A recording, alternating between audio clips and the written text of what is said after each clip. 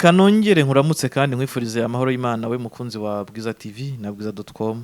wowe ujye ubana natwe ukomeza gutanga ibitekerezo cyangwa se nawe ureba ntugire icyo uvuga ariko ukabona ko hari igikwiye kuba cyakorwa cyangwa se ukabona ko hari ibitekerezo biba byatanzwe bishobora kugira umumaro society. Denis, komera cyane. Komere nawe Meki.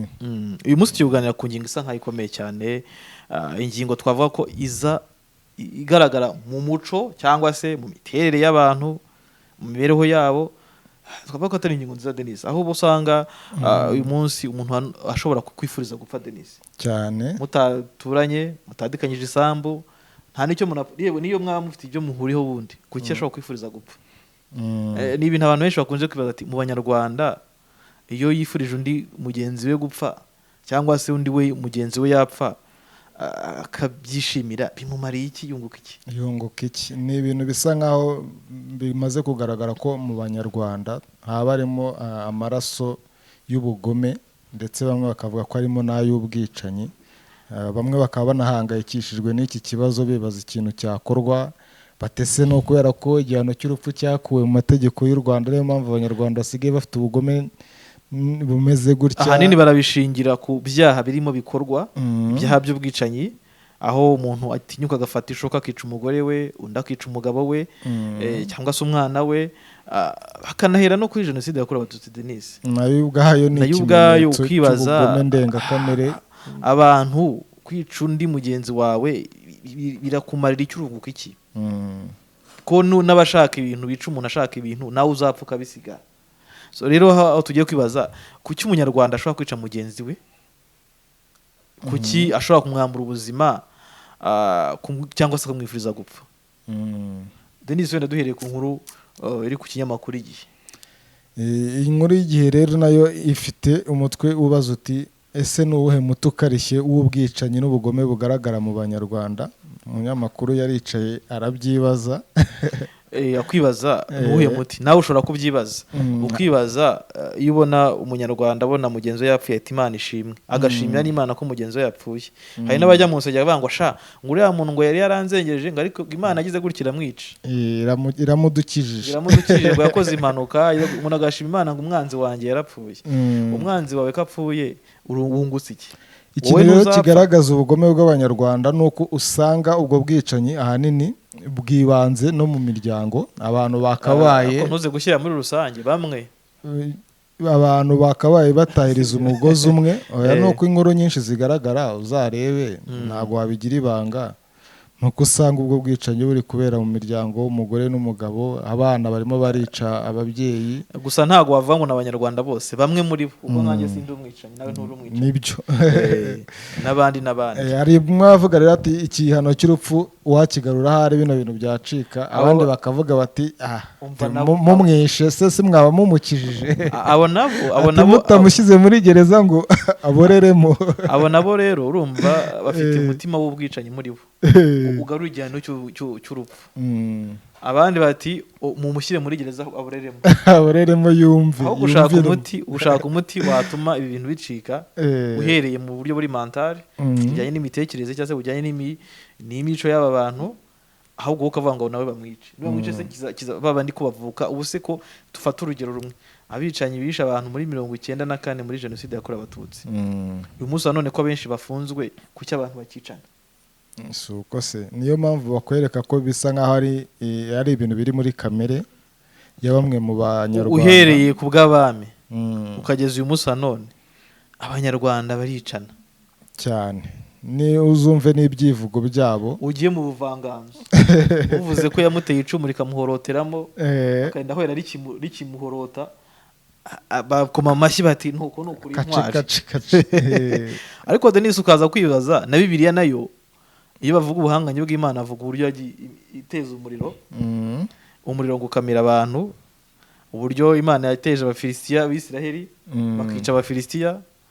Ukibaza se kwica kwa muntu byaba biri muko yaremanywe, kwica k'umunyarwanda akica mugenzi we, biri muri kamere ya muntu n'abandi babikora. Ntago wamugane twavuga ko ari Abanyarwanda gusa birimo, kuko ugiye no mu bihugu by'ibituranyi gusa wenda reka twibaze mu Banyarwanda usanga kuba umuntu yaririmba ngo yaba yapfaga kuba mugenzi wawe yapfa urunguka iki kuba jye nava ku isi wowe uri wisigare wunguka iki nta na kimwe usibye nyine kuba umuturanyi wawe yapfa ari we wagujyaga azana umuriro ugahurahuraho ari we wazanye amazi ukayarahuraho cyangwa se ari we ushobora no kuza kugufasha gufura imyenda niba kuko ari n'umukene ari nawe ushobora kuguhingira kuba uwo muturanye yapfa urunguka iki iyi kamere igaragara mu Banyarwanda muri bamwe mu Banyarwanda kumva ko mugenzi wawe ashobora gupfa kumva ko ushobora kwica mugenzi wawe mubana mu rugo kubw'isambu kubw'inda nini kubw'indonke kubw'amafaranga cyangwa kubw'agakosa gato yakoze nk'uyu muntu w'imusanze nk'uwo muntu w'imusanze wishwe ejo bundi azira ko ngo yaketsweho kwiba inka yibaga inka ahangaho ubuyobozi bukaba bwarasabye abaturage kutongera kwihanira aha n'inyuma ngo yaho uwaketsweho kwiba inka abaturage bamufashe bakamwica ni abaturage b'umurenge wa Cyuve ni akagari ka Cyanya bihaningirijwe kongera kwihanira nyuma y'uko bafashe uwo bakekagaho ko yiba inka bakamwica numva ko bamukekagaho iki rero ni kimwe mu bibazo ngo byagiye bigarukaho cyane mu nteko y'abaturage ngo ni ubujura abatuye muri uyu murenge bavuga ko babangamiye kandi ko bakwiriye gufashwa kuko abo bagiye bafata babakekaho kwiba kenshi bagiye bagaruka badahanwe inzego z'ubuyobozi zabarekuraga nese ubuyobozi riba uzanye umuntu umukekaho icyaha nta gihanga ufite cyangwa ikimenyetso wibaza ko ubuyobozi bwafunga umuntu kubera ukekaho ariko hari naho ubuyobozi buba bwabigize n'iya Denise niba ari inzego z'iperereza habakwiye kuba kuperereza bakareba icyo cyaha cyakozwe kuko reka ngo hari ingero nyinshi cyane tuzi nk'abanyamakuru aho usanga umuntu ahemukira abantu akirirwa azerera muri quartier aribye bwa kabiri aribye bwa mbere cyangwa se n'umunye wenda niyo yakwiba inshuro igihumbi utayigeze umufatana igihanga nta kintu ugiye kuba umukekaho gusa ntabwo ibyo ngibyo mu butabera byakora ariko Denise niyo mpamvu habaho inzego z'iperereza iperereza zirakorerega n'umuntu w'umunyabyaha wari wabona umunyamahanga n'umwe wibwa mu Rwanda n'urugero tuvuge mu gihugu cyacu ibintu bye byo kutabonwa Abanyarwanda bibwa bangana gute ni benshi cyane ariko uzareba umunyamahanga wazanamutwara agatelefone gusa kazarara kabonetse niyo yaba passport gusa bayimwibye izara ribonetse ariko we bazakwiba karangamunuka cyangwa kwiba passport cyangwa kwiba telefone icyo ni ikibazo cy'inzego rero ziperereza ariko ntabwo ari ikibazo cy'ubutabera kuko ntabwo mu rukiko wajyanamo umuntu inzego z'iperereza zirakomeye turabizi kuko iyo zashatse kugufata Denise aho waba uri hose zakubona cyane cyane guhanahana amakuru kuko urumva mu nzego zo hasi mu nzego z'ibanze harimo uri bo guhanahana amakuru harimo ba mudugudu harimo ba mutwara sibo harimo abashinzwe umutekano harimo abashinzwe amakuru abo bose igihe baba bakora neza Denise nta muntu wabaca muri humye kandi unarebye usanga yaca no gufata ibisambo abashaka kugambanira igihugu akenshi hera hahandi hasi so rero ukibaza wenda reka tugaruke kuri ingingo aba baturage ngo baje gufata uyu muntu bagira gute baramwica baramwivuganye bo bahisemo kumwivugana ngo niko kwikiza ikibazo cy'ubujura bakorerwaga bahitamo kwica umuntu ubuyobozi buza kujya gute kubihanangiriza iyo ni kesi imwe mu Gatsata nawo ejo bundi hari umugabo rwose wiyemereye ko yicishije isuku umugore we bapfuye amafaranga si naho gusa reba inkuru nyinshi zandika urebe mu ntara y'Iburasirazuba ujye mu burengerazuba ujye mu majyepfo urasanga ikintu cy'ubwicanyi umugore yishe umugabo yishe umugore twibaza ibintu bizagarukira hehe abantu babaye ibihage babaye ibintu by'ibiharamagara byo kumva ko ikintu cyose ukoze ni uguhita ukubita mu ngusho umuntu aguhemukiye ukajya mu buyobozi kandi uyu muntu yahemukiye umugabo rero wo muri Gatsata yaravuze ati twapfuye amafaranga 10,000 ariko hari andi yari abitse ariko simenye irengero ryayo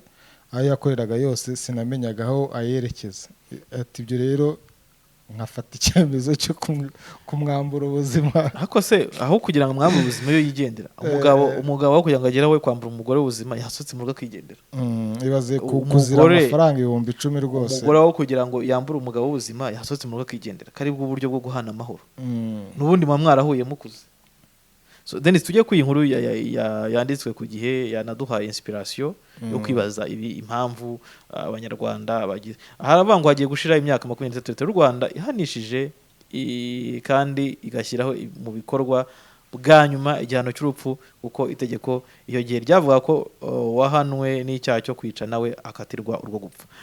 Tariki ya 25 Nyakanga muri 2007 nibwo guverinoma y'u Rwanda yasohoye mu igazeti ya leta irimo umwanzuro wo kuvana igihano cy'urupfu mu mategeko yayo ahana ibyaha bivuga ko iki gihano cyakuweho kimaze gukatirwa abantu bagera kuri 600. Aha rero ngo ku butegetsi bwa Girigori Kayibanda n'ubwa Juvenal Habyarimana ibihano byaratangwaga cyane ariko bigakorerwa mu muhezo. Urabizi ko abantu benshi bivuga ko Habyarimana we yishe cyane akimara gufata ubutegetsi bakatirwa ubwo gupfa, kandi aba bantu wenda bo keshi baziraga impamvu za politike kuko akimara gukora kudeta nubwo bitavuzwe cyane, ariko Denis numvise ikiganiro ndumirwa. Habyarimana yishe abanyepolitike benshi cyane abanyonze bamwe bicwaga uhera kuri Girigori Kayibanda uhere no ku bandi bakoranaga harimo n'abasirikare bagiye bicwa. Uganira n'abantu bari hari icyo gihe barakubwira bati akoze kudeta mu myaka nk'ingahe abantu benshi baramaze gupfa. Bamwe rero ngo bagiye banyongwa ku butegetsi bwa Kayibanda nawe hari muri za 63 ngo abo benshi nabafatiwe mu bitero bitaga iby'inyenzi, naho Habyarimana we icyo gihano agikoresheje hano bahoze ku butegetsi bwa Kayibanda yari amaze guhirika ku butegetsi ngo yarabishe cyane Denis. Hari abo numvishe b'abapfakazi bavuga ukuntu abagabo babo bagiye bari abasirikare hagiye bicwa. Mu Rwanda rero nanone vuba ahangaha ngo nyuma ya jenoside yakorewe abatutsi tariki ya 28 Mata 1998 abantu 22 mu bice bitandukanye by'igihugu banishijwe igihano cy'urupfu ndetse barasirwa ku karubanda. Denis, ibi nabyo impamvu wenda iyi nkuru ushobora kwibaza nawe uri umunyamakuru ubundi kuba rubanda cyangwa se abaturage benshi bakunze kumvikana bavuga ngo iyo bumvishe ko ari umuntu wishe umuntu, iyo bumvishe ko ari umuntu wakoze ikosa runaka cyane cyane hagaragara ingengabitekerezo abantu bagaragara ibyaha bitandukanye byo guhohotera abantu, ukumva nk'umuntu aravuze ngo nk'ikiriya gikwiye gupfa, atari yabo bakwiye gupfa nawe uriya ava kiriya gikwiye gupfa. Ariko nanone hari igihe ureba ibintu abantu bakora nk'umuntu nyine nk'umuntu w'umwicanyi ukabona yisha umuntu umwe babiri batatu gakomeza kubona umuntu nawe ugiye gushyigikira igihano cyo gupfa. Nanjye hari igihe njya numva rwose icyo gihano gikwiye. Ubuse wowe ugiketsweho kandi utagikoze wabigenza gute? Ko mu Banyarwanda nabwo harimo ikindi kintu cyo kugambanirana cyo kubeshyirana ibyaha, ubona akacura ibyaha akabigushyiraho utarabikoze. Haye bakigushyizeho ushyigikira igihano, umuntu ushyigikira igihano cy'urupfu igihe umuntu azakucurira ibyaha akabigushyiraho kandi afite fact, none se gufungwa burundu ubwo uzira ubusa byo ntibishoboka. Iyi nibyo byose ni ibintu wawe undi kwifuriza gufungwa burundu nawe ejo akajyamo. Ruvango abantu rimwe na rimwe baribeshya Denis, umuntu akakwifuriza ibibi yibwira ko we bitazamugeraho. Umuntu wakoze jenoside akica abantu uyu munsi wafunzwe burundu bashobora no gupfa yishwe n'agahinda. Abandi barapfuye, abenshi barapfuye kuko ntawe uzasaza ngo agume ku isi yagume ariho, ahubwo uvuga ngo mu myaka yaba 100 yaba ingahe uzava ku isi.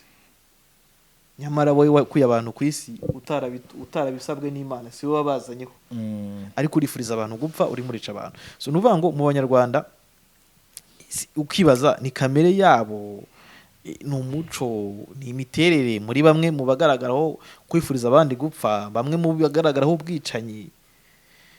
Iyo tugiye mu makwe ari n'ibirori by'ubukwe abantu bivuga uburyo yaje kwica umwanzi cyangwa se yisha abantu runaka mukamukomera mu mashyi,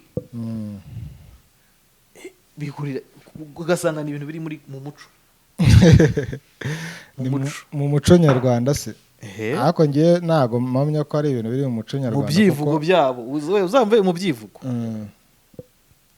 nyine aho ngaho ngo ni ukwigamba ubutwari, ariko ubutwari nyine bakabujyanisha no kwica abanzi benshi berekeza ku rupfu. Muri 2006 rero ngo hagiye habaho impaka zikomeye cyane kuri kino gihano cy'urupfu, hasabwa ko cyakurwaho. Icyo gihe mu magereza atandukanye hari harimo abantu 1000 bategereje guhabwa icyo gihano kuko bari barahamijwe icyaha cya jenoside yakorewe abatutsi bashyirwa muri ba ruharwa. Ariko bano bantu nabo umubare wabo ubanza nawo watumye kino gihano kibaho kuko kwicira abantu 1000 icyarimwe nabyo byari kuba ikindi kibazo. Urebye n'abantu bari gubya genocide cyangwa babikoze ni benshi cyane Denis, kuko urumva mu gihugu ufasha abantu miliyoni bapfuye muri iki gihugu, barenga miliyoni. Abantu ntago bishwe n'umuntu umwe cyangwa abantu 1000 gusa.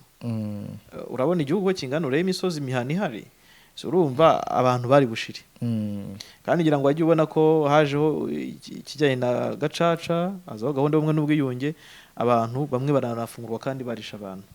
So nuvuga ngo abantu habaho ikintu cyo kwiyunga, bahabwa imbabazi. So urumva iyo abantu baza kuvuga ngo igihano cy'urupfu, n'ubundi bari gusanga igihugu gisa nkaho ari ukwihorera.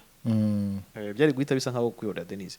Denis, ahandi naho wibaza ikijyanye n'amategeko, usanga amategeko menshi ashyirwaho, abantu benshi bakunze kumva ikintu cya dictatorship, igitugu. Ariko Denis, usanze urebye usanga ahubwo amategeko ariyo y'igitugu.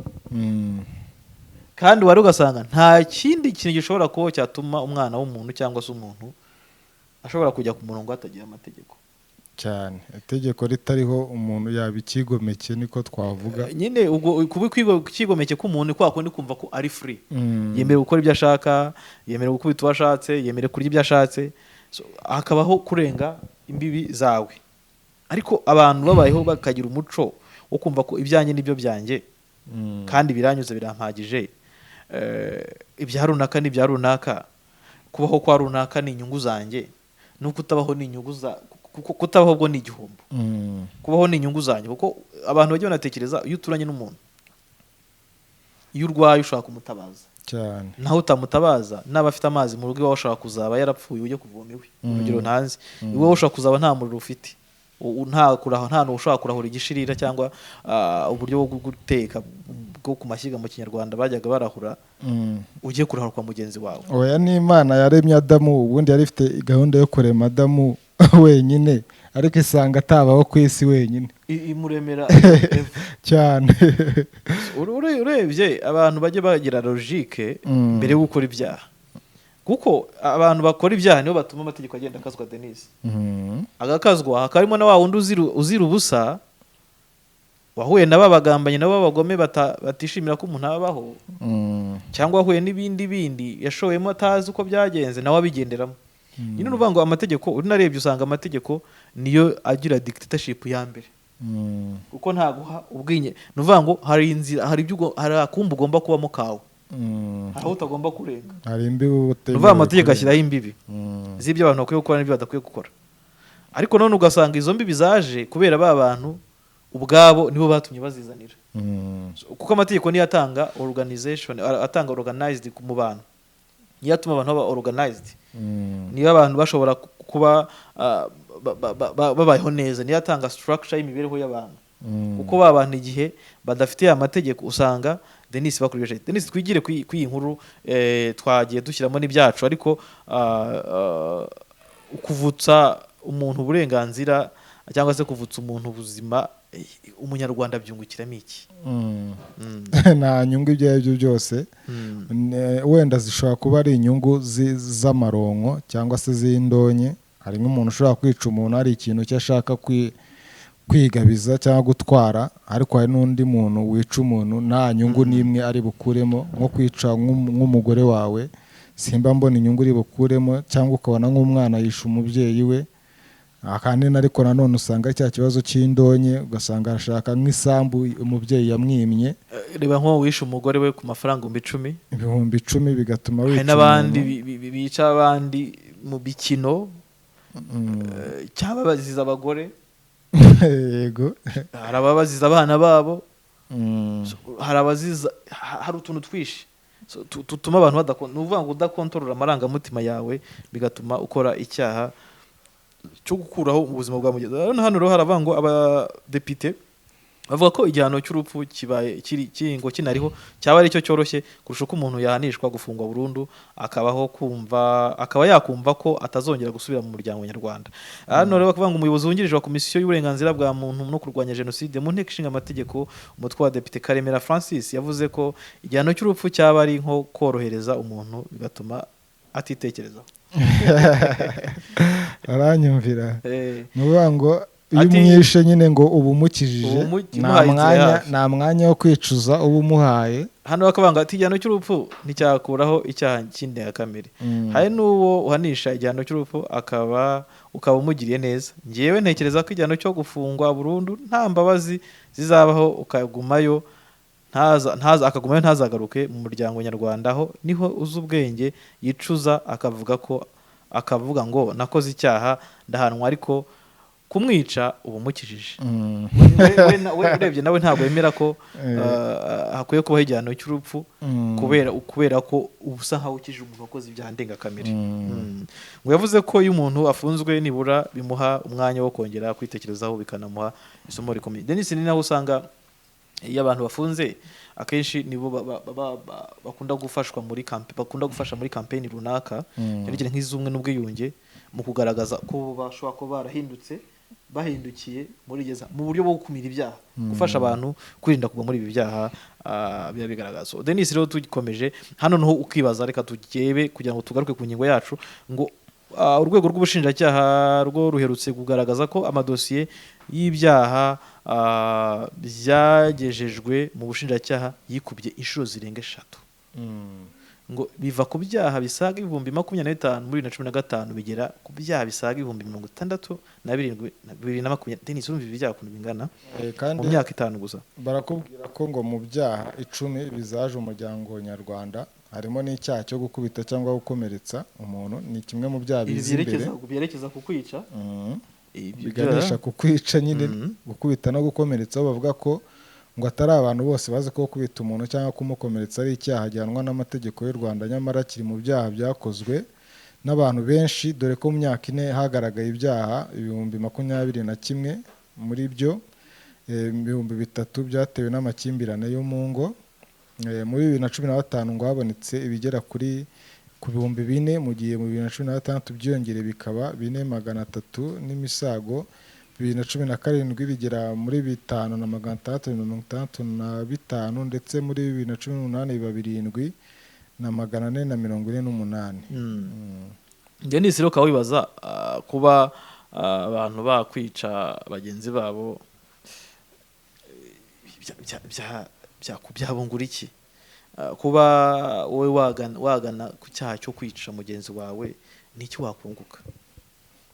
Icyaha cyo kwica se hari inyungu irimo nyine, uretse nk'uko nguko umudepite bivuga ati umuntu uba worohereje umuntu bumworohereje, ariko wowe wagikoze kiba ari icyaha kizakuguma mu mutwe, kitazanakuvaho uhora ubitekereza. Hari ahantu njya numva bavuga ati iyo wishe umuntu ati niyo uryamye aragutera mu nzozi, ati wanyiciye iki? Ngo harimo ababatera bakarara basakuza bavuga bati uriya muntu nisha. Hari n'abahahamuka Denis bakagira ibyaha, ariko ngo hari n'abantu babicanye uruharwa, noneho ngo ibyo bintu nta kintu biba bibabwiye.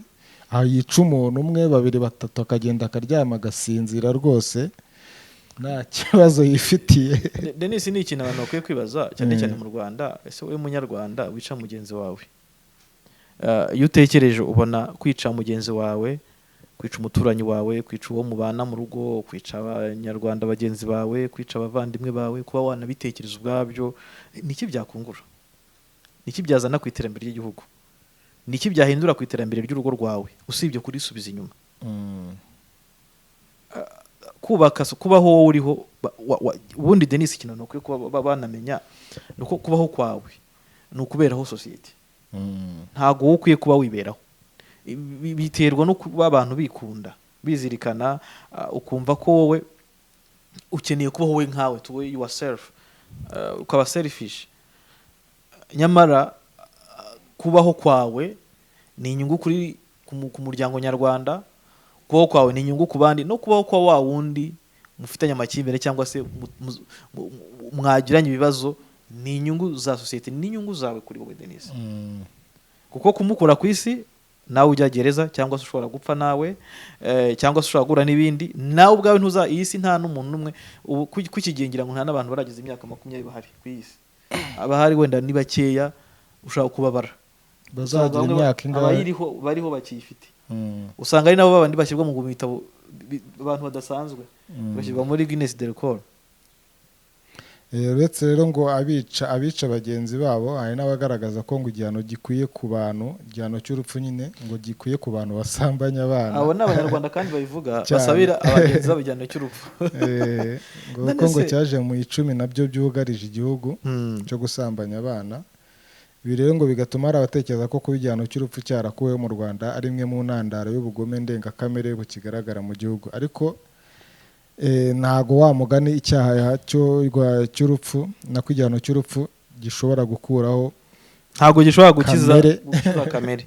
Ikibazo gihari ni kamere abantu bakwiye kuba kuko hari n'ibihugu birimo ibyo bihano ariko bitabuza abantu ko bica abandi. nko muri Leta Zunze Ubumwe za Amerika urabizi ko igihano cy'urupfu kiracyahari, ariko naho ni hamwe mu hantu hajya havugwa ibyaha byinshi by'ubwicanyi ku isi. Urebye ikintu gikwiye Denis, Abanyarwanda bakwiye kuba bumva ko kwica kubera iki kwica, kubera iki uri yapfa, uhamurisa akicwa n'indwara ko zihari ari nyinshi utagiye kumuhuhura. Kuki wifuriza mugenzi wawe gupfa? Ese wowe kuki ukora ibyaha bikwerekeza ku rupfu? Denis rega ni umuntu ufata abana ku ngufu n'umwicanyi. Umwicanyi. Hari n'abandi rero ngo basanga ngo igihano cy'urupfu ngo icyo gihano ngo bitagabanya gukora ibyaha kuko bidaha umunyabyaha umwanya wo kwitekerezaho no gushyira ubwenge ku gihe ngo abone ko yakosheje koko. Ni nka biriya nyine uriya mudepite avuga ko abantu kumufunga burundu bishobora kumuha umwanya wo gutekereza kurenza uko yakwicwa akaba yoroherejwe kugenda hakiri kare. Urumva Denis, hari ikintu Abanyarwanda bazicara bakwiye kuzicara bagasubiramo. Ese koko wa mugani kuba abantu bicana biva muri kamere yabo, n'urwango? Ese haraho inzangano zitaba? No, kubera ko nta gihano cy'urupfu kiriho. None se ko naho biri tubona abantu bicana? Umuntu yavuga ko ari kamere se buriya? Kamere y'umuntu. Ni kamere ya muntu, n'ibintu abantu bakwiye kwicara bakajya babiganiraho Denis. Gusa buri muntu wese akwiye kuba yitekerezaho, gupfa kwa runaka, kwica runaka, uzabyungukiramo iki? Ni ikibazo gikomeye, ni ikibazo gikomeye Denis. Ibi turi kubivuga kubera ko urebye mu Rwanda ibyaha by'ubwicanyi biri kwiyongera cyane cyane ku byaha byo kwica abantu bicana babana mu ngo, aho usanga umugore n'umugabo bicana, usanga umwana ashobora kwica umubyeyi we cyangwa se undi muntu. Ni ikintu rero tubwira abantu kuba bagerageza. Denis, iyo tuvuga ibintu nk'ibi tuba twisha sosiyete, ntago tuvuze kugira ngo twiganire cyangwa tuze twikirigite, none ntago tubikeneye. Icyo tuvuga ni ukureba ese kubera iki tutakwirinda ibi bintu, kuki tutabyirinda, kuki utakwirinda kubangamira mugenzi wawe, kuki utakwirinda inzira zikwerekeza kwica mugenzi wawe, kuki utakwirinda inzira zikwerekeza ku rupfu, zikwerekeza mu bihano, zikwerekeza mu mategeko. Nubwo ntawe ushobora rimwe na rimwe Denis ngudakora nta kosa, ukora ni ukosa. Ariko nanone kosa kugera aho wica umuntu cyangwa kwifuriza mugenzi wawe gupfa ntago ari ibintu bikwiye mu bantu nk'Abanyarwanda bahuye n'ibibazo bikomeye cyane, ahubwo bageze mu gihe cyo kuba bagomba kwiyubaka, bagakorera hamwe, bagakundana, bazamura igihugu cyabo n'imiryango yabo.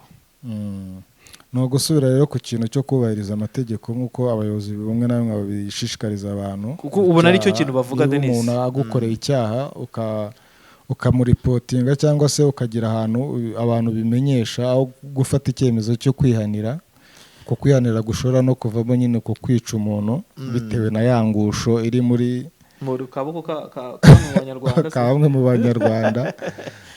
Noneho ikibazo kinari njye mbona abantu bakwiye no kwigishwa amategeko garuka. Minisiteri y'Ubutabera nigerageze yigisha abantu amategeko kimwe n'inzego za RIB, kuko za RIB na polisi. Denis, urebye ubona ko kutamenya amategeko nacyo biri mu bintu bimwe na bimwe, kuko hari ugera imbere y'ubushinjacyaha cyangwa se imbere y'ubugenzacyaha ati njye nabikoze ntabizi, nzi ko umuntu avuze ngo ntago nzi ko ari icyaha. Banigishwe kandi ubworoherane, dore ko ngo Abanyarwanda benshi twumva bavuga ngo ni abakirisitu, abanyamadini nabo bagerageze barasenga. Yego, bakwiye kuba rero abanyamadini bafasha leta mu gufasha abantu kugira ubworoherane. Ikibazo kinatanga ariko no kusanga no mu madini aho habamo izo ntambara.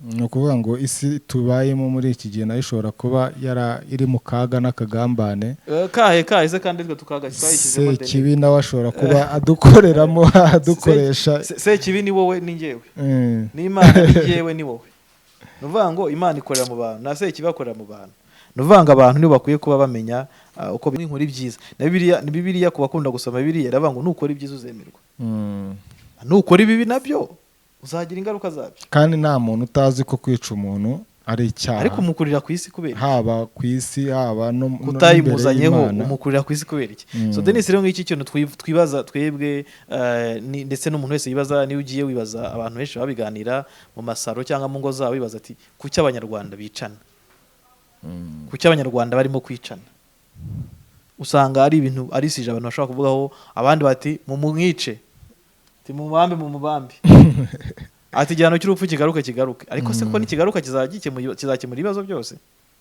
none se aba bantu bicana bayobe ko gufungwa burundu ari nko n'undi uzava muri gereza ari uko upfuye umurambo n'uzasohoka muri gereza